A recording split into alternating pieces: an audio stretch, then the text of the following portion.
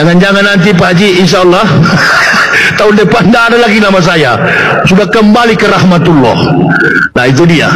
Ibu bapak pikir takut saya begitu? Itu yang saya tunggu-tunggu. Lama sekali ya Allah, lama sekali kau panggil saya mati. Lama sekali, sampai bini saya bilang jangan berdoa begitu Pak.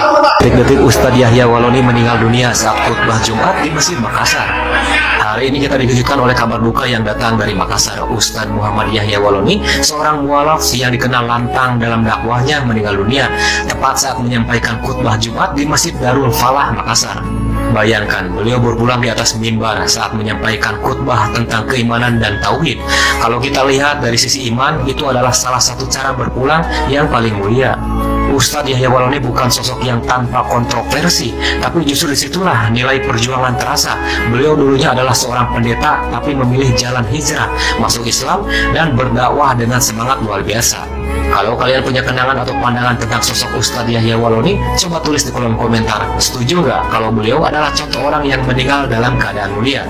Meninggal hari Jumat, hadisnya sahih. Man mata yaumal jumu'ah, siapa yang meninggal pada hari Jumat, wuqiya min azabil qabri, dijaga, dipelihara pada hari itu dari azab kubur.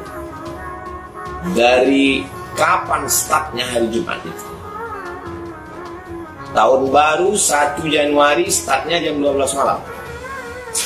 Kalau awal hari dalam Islam, ketika tenggelam matahari, petang Kamis tenggelam matahari, azan maghrib, itu sudah masuk hari Jumat. Meninggal dia setelah maghrib, setelah isya, setelah subuh, setelah Jumat, setelah asar, sampai terakhir waktu mau masuk maghrib habis. Itu dimaksud dengan hari Jumat.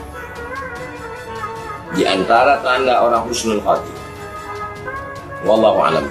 Di saat beliau khutbah Jumat, pada waktu beliau mau duduk rukun 2 khutbah, disitulah terjatuh ya, pada akhirnya pun beliau menghembuskan nafas terakhirnya. Insya Allah meninggal dalam keadaan husnul khatimah ya, apalagi di hari raya Idul Adha pada hari Jumat. Ustadz Abdul Somad di akun Instagramnya menulis, beliau sudah hidup mapan jadi rektor, gaji besar, duit banyak, dapat hidayah masuk Islam, keliling berdakwah, nyetir sendiri, sampai di Jambi mobilnya rusak, dibawa ke bengkel, mesinnya hancur karena tidak pernah diservis. Orang sekaliber Ustadz Somad mengaku rendah di hadapan umat. Somad kata dia bukan dai, saya belum apa-apa, saya belum bisa mengantarkan orang dari diskotik ke masjid, belum bisa menyadarkan kafir masuk Islam. Beliau rendah hati karena beliau tahu, beliau katakan sekolahmu dimanapun nggak perlu dari Arab. Memang sudah terbukti sekarang. Memang begini seorang pendakwah itu, tegas. Agama yang mulia, saya sudah diberikan hidayah oleh Allah. Ini Islam, peluk Islam, jalankan Islam dengan istiqomah, antarkan umat Nabi sampai ke pintu surga. Ajaran yang betul, ajaran yang benar. Ibu bapak mau sombong apa? Itu orang yang hebat sana, setiap malam datang ke masjid ibadah. Percuma ibadah kita kalau yang kita saksikan hanya kelemahan-kelemahan saudara-saudara kita. Man a'budu nas ya Rasulullah al-aqilu. Siapakah yang ahli ibadah?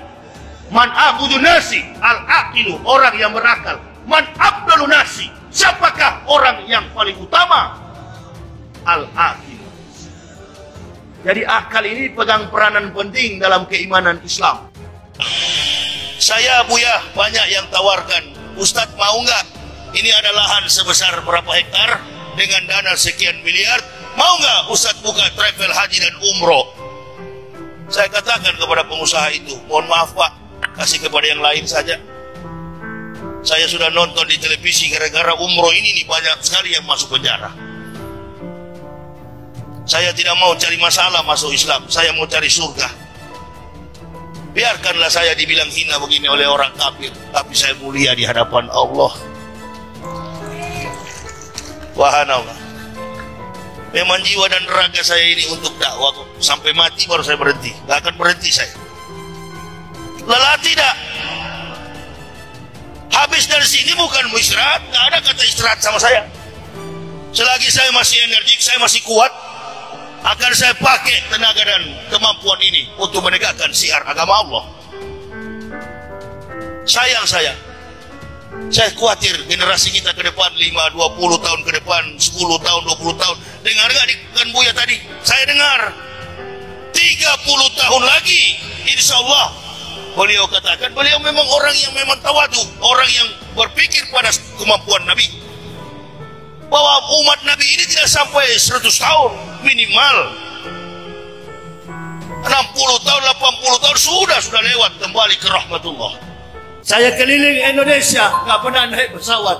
Saya pakai mobil keliling Indonesia bersama anak istri. Di mana-mana kami dicegat, mobil kami dibakar di Manado. Kami tidak pernah lapor kepada jamaah. Itulah resiko berdakwah. Orang yang menghancurkan kami, yang membakar mobil kami, alhamdulillah satu keluarga masuk Islam. Ya pendeta ini salah kalau serang Ustaz Somad, serang saya, gitu kan? Atau bilang sama Majelis Ulama Indonesia dan Dewan Gereja Indonesia bikin debat pendeta dan ustadz di TV One. Damai Indonesiaku dakwah, tapi di TV One Indonesia Leaders Club itu pendeta-pendeta yang menantang Ustaz Somad, tantang saya yang paling tepat. Karena saya Pak Dedek mungkin kita beda kelas. Saya dedengkotnya, mbahnya kafir. Jadi saya yang mempendetakan pendeta dan ini dokumen saya rektor. Jadi salah kalau Ustaz Somad yang ditantang. Coba tantang saya lah, kan begitu. Siapa pintar menjilat, siapa pintar berkhianat, insya Allah dia akan hidup kaya raya di negara ini. Siapa yang tidak pintar, siapa yang melawan arus, maka mereka akan terhempas. Mereka akan hancur satu demi satu. Dan ini yang kami rasakan dalam kehidupan kami. Sekalipun kehidupan kami dalam kondisi begini, untuk menyerah bagi kami tidak ada peluang sedikit pun. Kami tetap setia, kami tetap membela agama ini, karena inilah yang menyelamatkan kami. Siksa di dunia ini hanya sementara. Apa yang kita rasakan, penderitaan, makan minum, itu hanyalah hiasan. Tapi kebahagiaan di akhirat, itu yang memberikan kepada kita